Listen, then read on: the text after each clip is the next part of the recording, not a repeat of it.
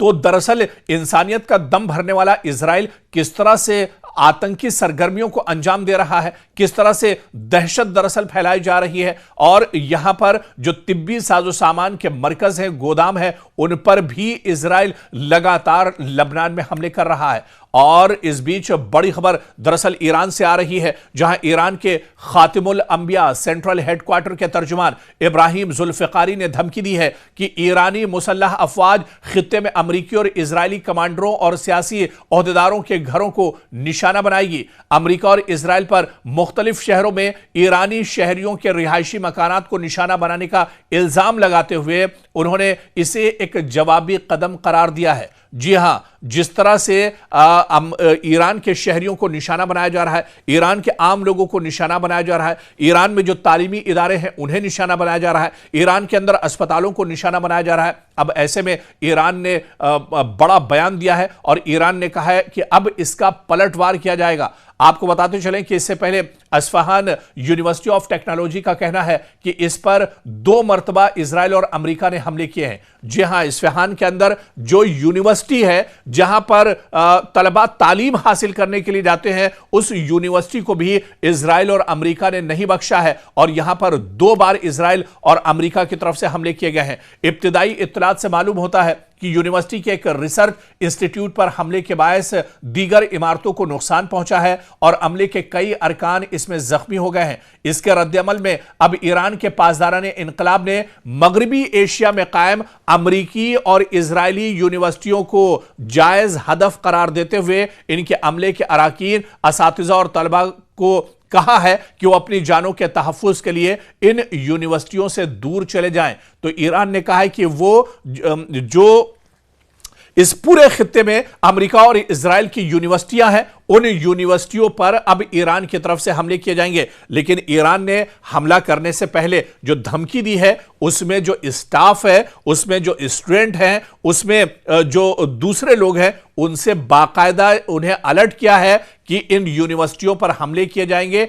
ऐसे में वो यूनिवर्सिटी से दूर चले जाएं। तो ईरान दरअसल इंसानी जान को एक तरह से सामने रख रहा है, उनका ख्याल रख रहा है और पहले ही एक तरह से ईरान ने अलर्ट कर दिया है कि इन यूनिवर्सिटियों पर हमले किए जाएंगे। इस वजह से यहां का जो अमला या स्टूडेंट या जो टीचर हैं वो यहां से दूर चले जाएं। तो अब जिस तरह से अस्फहान यूनिवर्सिटी पर इजराइल और अमेरिका ने हमला किया है, जहां पर आम लोग दरअसल टारगेट किए गए हैं, असातिज़ा और तलबा और उसका अमला टारगेट किया गया है, ऐसे में अब ईरान ने भी कहा है कि वो इस पूरे खित्ते में जहां जहां इजराइल और अमेरिका की यूनिवर्सिटियां हैं उन्हें एक तरह से टारगेट करेगा और इन यूनिवर्सिटियों को नुकसान पहुंचाया जाएगा।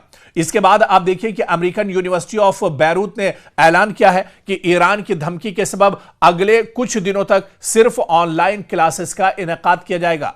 और इधर एक बड़ी खबर आ रही है, आपको बता दें कि बगदाद में अमेरिकी सिफारतखाने ने खबरदार किया है कि ईरान और इसके इत्तेहादी इराकी शहरों यानी बगदाद, सुलेमानिया और दोहूक में अमेरिकी यूनिवर्सिटियों के साथ साथ अमेरिका से मुंसलिक समझी जाने वाली दीगर यूनिवर्सिटियों को भी निशाना बना सकते हैं। सिफारत खाने का कहना है कि ईरान ने खास तौर पर मशरिक़ वुस्ता के मुख्तलिफ हिस्सों में अमेरिकी यूनिवर्सिटियों को निशाना बनाने की धमकी दी है।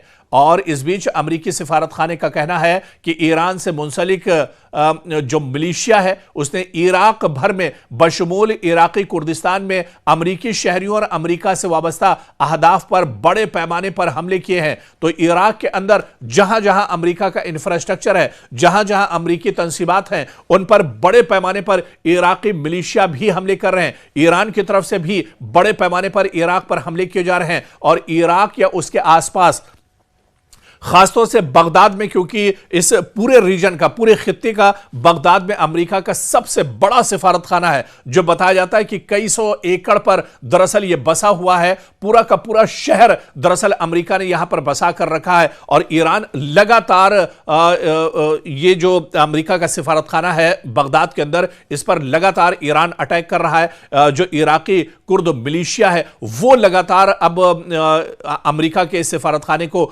निशाना बना रहा है और ऐसे में कई बड़े हमले ईरान की तरफ से दरअसल किए गए हैं। सिफारत खाने ने अमरीकियों को फौरी तौर पर इराक छोड़ने का मशवरा भी दिया है। जी हां, आपको बताते चलें कि इराक के अंदर दरअसल अमेरिका का एयरबेस भी है, अमेरिका का बहुत बड़ा सिफारत खाना है, अमेरिका के दसियों हजार सिक्योरिटी फोर्स के जवान हैं। लेकिन अमेरिका के ये सिक्योरिटी फोर्स के जो जवान हैं ये पहले ही दरअसल इराक छोड़ चुके हैं।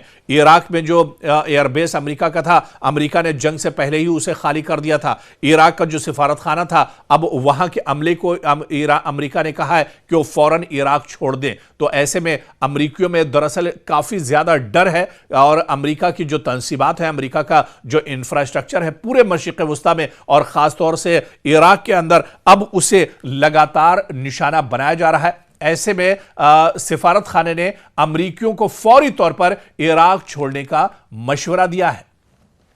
और इस बीच एक और बड़ी खबर आपको बता दें कि इजराइल डिफेंस फोर्सेस की शुमाली कमान के हेडक्वार्टर के दौरे के मौके पर इजरायली वज़ीर आज़म बेंयामिन नेतन्याहू ने कहा है कि उन्होंने जनूबी लबनान में मौजूदा सिक्योरिटी जोन को मजीद वसी करने का हुक्म दिया है। नेतन्याहू ने कहा है कि इस फैसले का मकसद हिजबुल्लाह की तरफ से हमले के खतरे को यकीनी तौर पर नाकाम बनाना और टैंक शिकन मिसाइल के हमले को सरहद से दूर रखना है।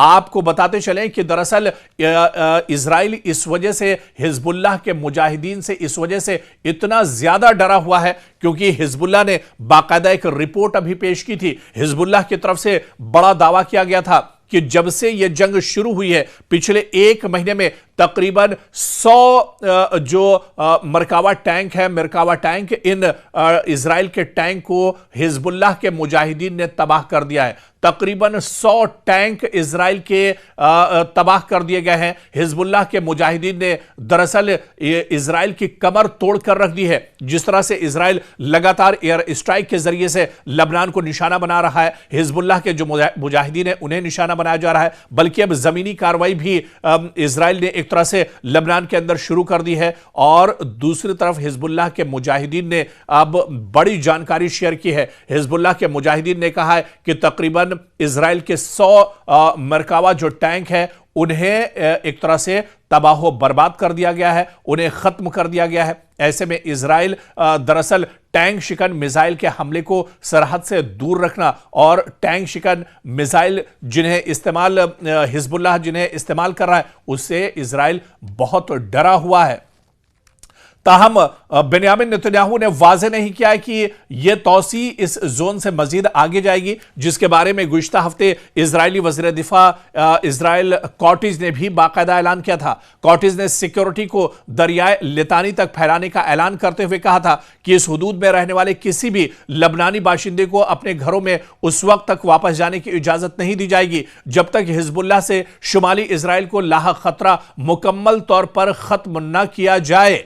तो आप देखिए कि आम लोगों को भी इजराइल और अमेरिका किस तरह से परेशान कर रहे हैं। लबनान के अंदर जो आम शहरियों की जो इंसानी जो बस्तियां हैं वो पूरी की पूरी बस्तियां एक तरह से इजराइल ने तबाह कर दी है। आम लोगों को दरअसल हिजबुल्लाह के नाम पर आम लोगों का कत्लेआम किया जा रहा है। जिस तरह में आपने गजा में देखा था कि हमास के नाम पर पूरा का पूरा गजा जो है वो तबाह बर्बाद कर दिया गया, नेस्त नाबूद कर दिया गया। तकरीबन 70,000 से लोगों का ज्यादा लोगों का कत्लेआम किया गया। अब ऐसी ही तस्वीर लबनान में है जहां पर बड़े पैमाने पर मासूम बच्चों को, खवातीन को और आम लोगों को इजराइल निशाना बना रहा है, सिर्फ इस वजह से क्योंकि वो दरअसल हिजबुल्लाह को खत्म करना चाहता है। लेकिन न तो गजा में हमास खत्म हुआ और ना ही लबनान में हिजबुल्लाह के मुजाहिदीन खत्म हुए हैं।